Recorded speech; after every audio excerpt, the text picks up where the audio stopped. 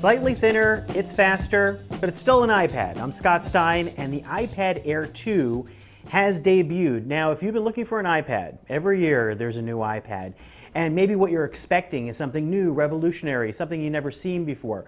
But at this point, the iPad is a lot more like the MacBook Air. It's a product that's pretty refined, pretty perfected, and something that looks the same year over year. The iPad Air 2 is a even more thin and tech spec bumped up refinement of last year's iPad Air. And if you want the smaller one, the iPad Mini 3 as it's called, really the only thing that's new there is Touch ID.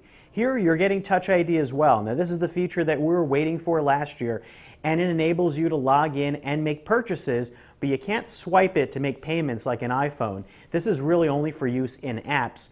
This also has a new processor, an A8X, so it's another step up over the iPhones, which are A8s. So for graphics, you might see more of a boost. And thin, we're talking 6.1 millimeters. Now, it's thinner, but to the average person, you're not going to see the difference between this and the iPad Air. This is a little under a pound. The other one was a pound. So it's not the dramatic change that it was last year.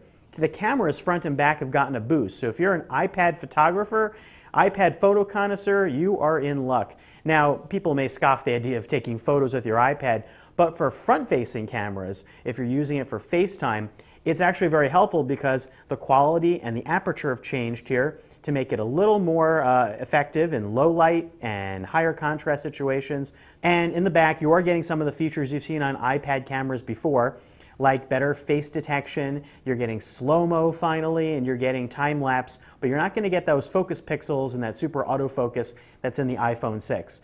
At the low end, at $499, you are going to get 16 gigs, but if you're going to pay up to $599 now, you're getting 64 instead of 32, or 128 instead of 64 if you go to $699. And again, cellular is still going to be $130 more no matter which model you pick. You can also now pick your iPad in gold. That's right, this is gold color. Now, much like the iPhones, you can pick between silver, space gray, and gold. Gold really is just more of like a light bronzing on the back and white on the front. The iPad Air 2's display is still 9.7 inches and 2048 by 1536, just like last year, same Retina, although there is a better anti-reflective coating here. Do you need one of these? Well, if you got an iPad Air last year, I think you're going to do just fine.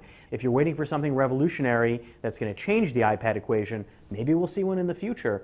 But for now, this is the best iPad that has been available.